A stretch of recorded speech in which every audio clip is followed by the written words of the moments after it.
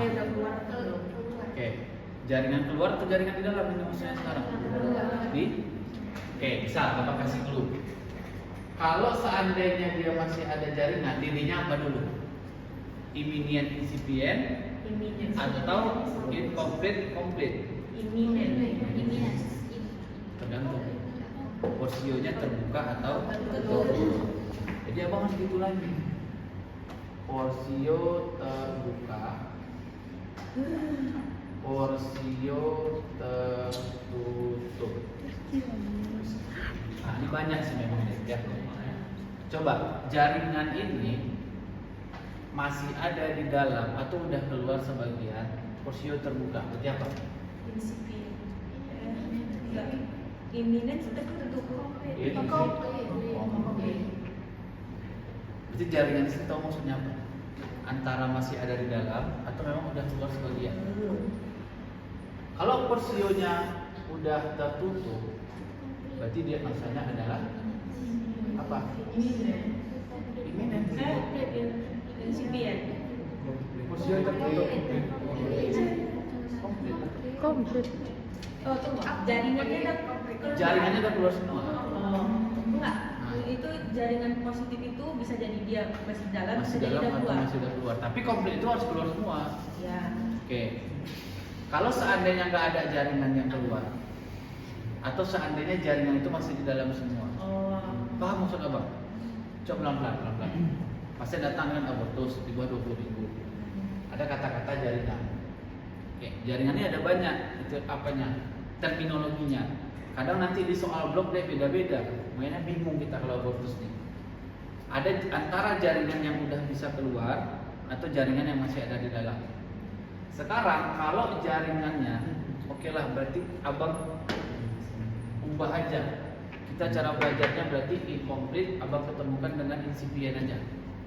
Complete abang ketemukan dengan imminent. Bisa nggak begitu? Bisa kali.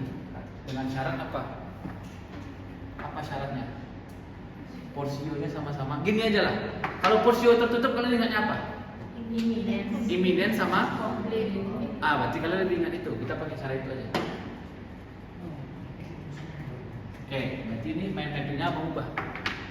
Terbuka tertutup Itu dulu. dia. Jadi abang ikut main kalian. Kalian ingatnya yang mana? Porsio terbuka sama porsio tertutup. Tadi kalian ingat kalau porsio tertutup imminent sama apa tadi? Complete. Jangan ragu-ragu ya. Kalau dia porsio terbuka itu incipient sama incomplete. Nah, berarti kalian lebih ingat kayak gini. Oke. Sekarang baru abang masuk ke jaringannya, ya kan? Tadi kan abang jaringannya dulu. Pertanyaan abang, yang jaringan positif yang mana? Incomplete jaringannya Positif. positif. Yang mana lagi? Incipient. Bagus. Incipient atau komplit? Kok kalian ragu? Apa maksud jaringan di sini? Kita satukan dulu mindset kita.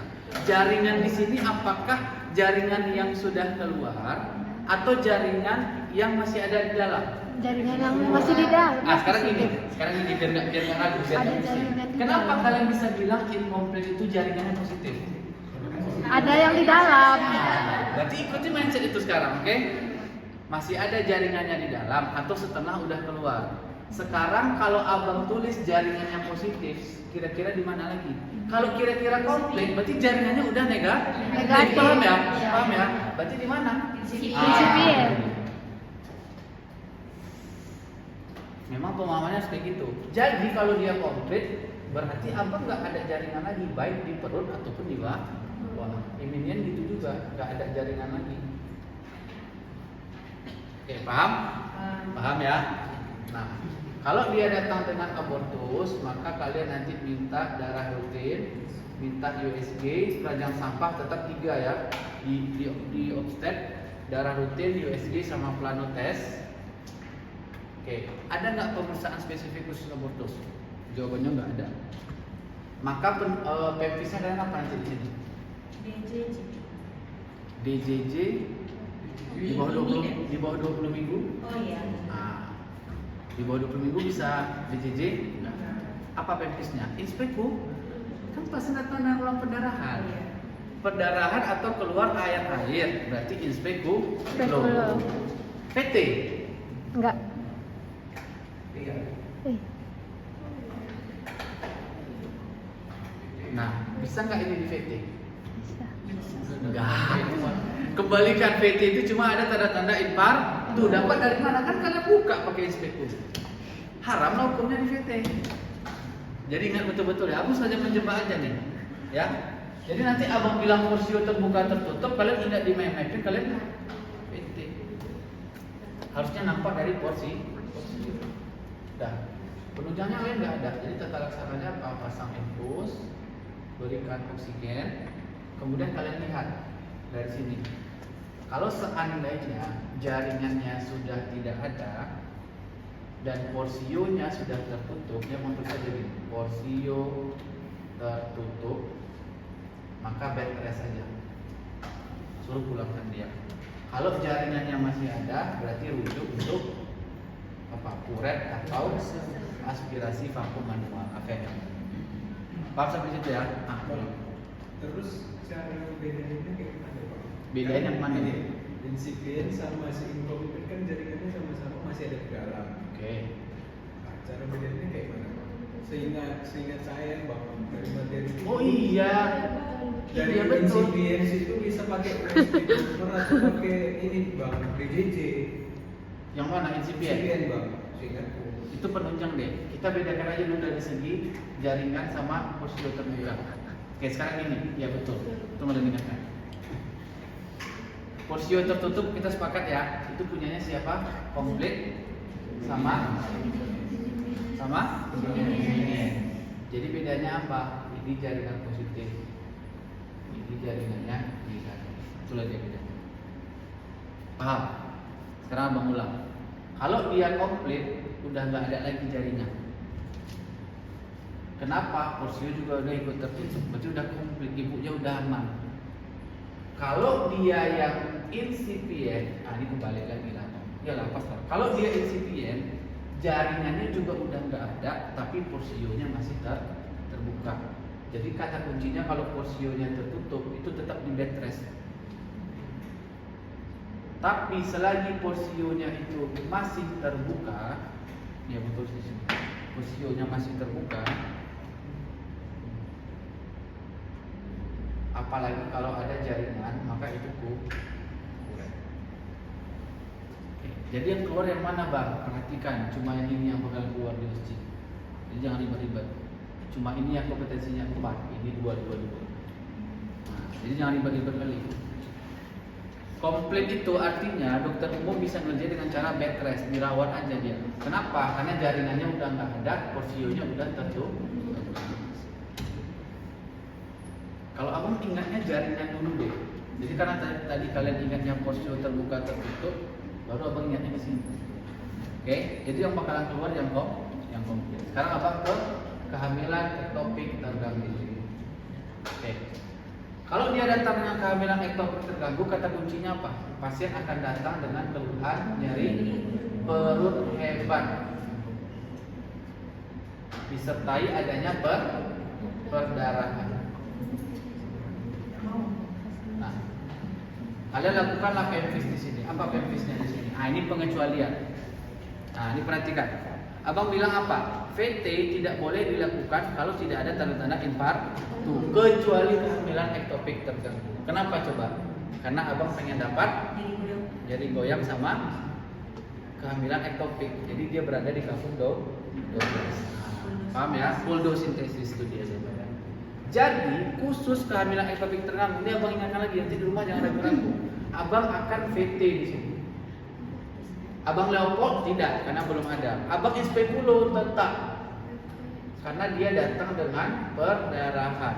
Tujuan abang VT apa? Pertama, nyeri goyang serviks. Yang Yang kedua adalah tujuannya untuk melakukan puldosintesis. Apa maksud puldosintesis? Aspirasi bagian kafum 12. Jadi di kafum kan kalau kehamilan ektopik itu paling sering di mana? Di kafum 12 kan. Nah, kita aspirasi. Kita kerjakan, Bang. Enggak, kita bilang aja. Saya akan melakukan pemeriksaan, masukin tangan, nyari goyang serviks, kemudian disertai dengan pemeriksaan tindakan namanya puldosintesis. Nanti dosennya akan bilang positif. Nah, masuk abang penunjang. Minta darah rutin, kemudian minta plano, pangkalan positif, minta USG. Ada pemeriksaan penunjang khas bang pada orang datang dengan kehamilan ektopik, harusnya pakai USG karena dia di luar rahim. Tata laksananya apa? Infus, berikan oksigen, kemudian injeksikan anti nyeri ketorolac, kemudian kalian rujuk untuk apa dia mendapatkan tindakan apa? Laparotomi, dibuka perut. Oke, jadi hati-hati kali deh, kehamilan ektopik terganggu ini sering kali keluar. Ya, yang menjadi masalah kalian lupa nge-VT, kalian juga nggak inspeksi. Oke, sekarang abang kesini. Caranya setelah di Prosa di KIT ini ada senderan Apa? ya, Apa? itulah Ten? apa ya gitu. Baru dengar abang tuh. Enggak, tapi enggak. Baru dengar abang, gimana tulisannya? Enggak tahu Bang. Mana baru dengar aku? Chen?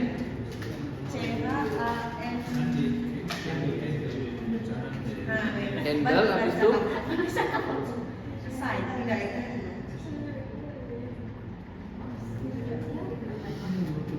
Previa, solusio plasenta sama fasa, apa bedanya? Kalau placenta previa Darahnya merah segar.